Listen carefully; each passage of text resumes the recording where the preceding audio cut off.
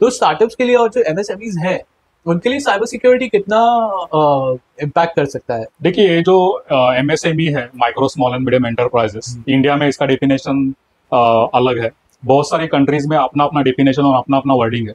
कुछ कंट्रीज इसको बोलती है स्मॉल एंड मीडियम एंटरप्राइज, कुछ कंट्रीज इसको बोलती है small and medium business, SMB, SME और एमएसएमई। लेकिन आप अगर देखोगे तो इनका जो कॉन्ट्रीब्यूशन है वो बहुत बड़ा है ग्लोबल इकोनॉमी के लिए। 90% ऑफ द बिजनेसेस दुनिया में small and medium enterprise. Can you believe? 90%। Only 10% are other businesses. And इनका जो कंट्रीब्यूशन है ग्लोबल इकोनॉमी में वो 55% जीडीपी कंट्रीब्यूशन है। और 60 to 70% of employment opportunities are generated by this companies. तो एक कंपनीज जो है बहुत ज्यादा इंपॉर्टेंट है कि आपको सस्टेन करनी आनी चाहिए। अगर आप कोई कंट्री को लीड कर रहे हो या कहाँ पे भी आप बिजनेस में हो, तो आपको ये पता होना चाहिए कि इस कंपनीज को सस्टेन करना है, इस कंपनीज को ग्रो करना है, क्योंकि इससे बहुत सारे लोगों को फायदा हो रहा है। इसकी एक बहुत बड़ी इकोसिस्टम है। तो जैसे मैंने मेरा डॉक्टरेट किया इस सब्जेक्ट में, business domain specifically cyber security controls implementation, BDSLCCI framework जो मैंने इन्वेंट किया है, जो एमएसएमई कंपनीज के लिए है।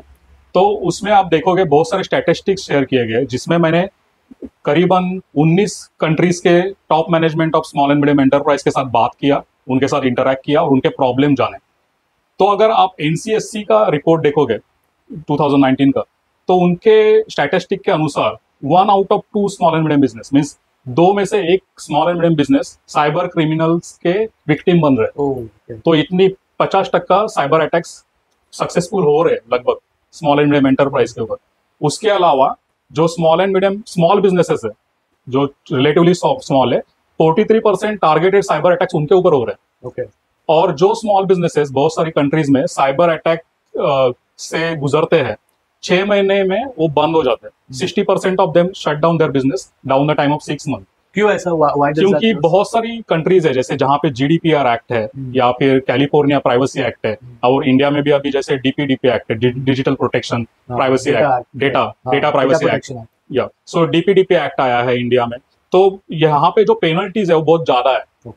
तो वो भी एक बड़ा रीजन है कि कंपनीज क्यों बंद हो रही है, क्योंकि उनको जो पेनल्टी लगते हैं, जैसे अब DPDP एक्ट जो इंडिया में अभी पास हुआ है लास्ट ईयर, तो उसमें 250 करोड़ तक पेनल्टी लग सकती है कंपनी को, अगर उनके पास नहीं है ये। तो या उनके पास अगर डेटा प्राइवेसी अगर उन्होंने अच्छे से मेंटेन नहीं किया, उनके हाथ से अगर डेटा लीक हो जाता है, तो ये पेनल्टी उनको लग सकती है 250 करोड़ तक, 10,000 से लेके। अच्छा, तो दैट्स अ मैक्सिमम। मैक्सिमम।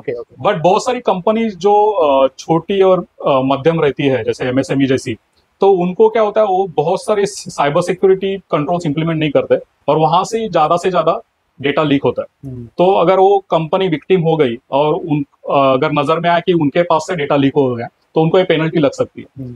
तो इसके लिए BDSLCCI क्या है कि जिसमें आपको बहुत सारे साइबर सिक्योरिटी के कंट्रोल्स मिल जाते हैं, जो आपके बिजनेस के डोमेन के हिसाब से आपको टेलर्ड कंट्रोल्स देते हैं।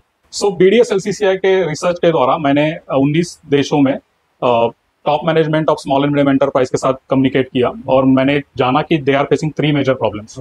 तो पहला प्रॉब्लम है, उनके पास पैसा ही नहीं है कि जो एग्जिस्टिंग स्टैंडर्ड्स अवेलेबल है मार्केट में, जिनमें हंड्रेड्स ऑफ कंट्रोल्स लगते हैं आपको इंप्लीमेंट करने के लिए फॉर द साइबर सिक्योरिटी। और साइबर सिक्योरिटी। तो आप ऐसा नहीं बता रहे हो कि मैं जाके एंटीवायरस खरीद लिया और मेरा काम हो गया? नहीं, antivirus is one of the control. लेकिन उसके अलावा बहुत सारे डजन्स ऑफ कंट्रोल्स आपको करने पड़ते हैं। एंटीवायरस एक ही कंट्रोल हो गया, टेक्निकल कंट्रोल, लेकिन साइबर सिक्योरिटी बहुत बड़ा लैंडस्केप है। तो प्रॉपर फ्रेमवर्क है जो आपने इसमें बताया। तो दूसरा प्रॉब्लम जो टॉप मैनेजमेंट ने मुझे बोला कि देखिए, हमारे पास टीम ही नहीं है कि जिससे हम लोग साइबर सिक्योरिटी इंप्लीमेंट करें हमारे यहाँ या मेंटेन करें। और तीसरा प्रॉब्लम है कि what is the return on investment, why shall I invest thousands of lakhs of rupees in implementing cyber security standards available in market. क्योंकि मैं अगर फाइनेंशियल कंपनी हूँ, मैं अगर फार्मा कंपनी हूँ, मैं अगर मैन्युफैक्चरिंग हूँ, तो मुझे इससे बिजनेस बेनिफिट क्या मिलेगा, मैं कंट्रोल्स करूंगा तो मैंने business domain specifically cyber security controls implementation framework जो बनाया, वो आपको टेलर्ड कंट्रोल्स देता है आपके बिजनेस के हिसाब से। जैसे आप फार्मा कंपनी हो तो आपके लिए 15 से 40 कंट्रोल जो फार्मा रिलेटेड काम को प्रोटेक्ट करने के लिए है। अगर आप मैन्युफैक्चरिंग कंपनी हो तो आपके लिए 15 से 40 कंट्रोल अलग से।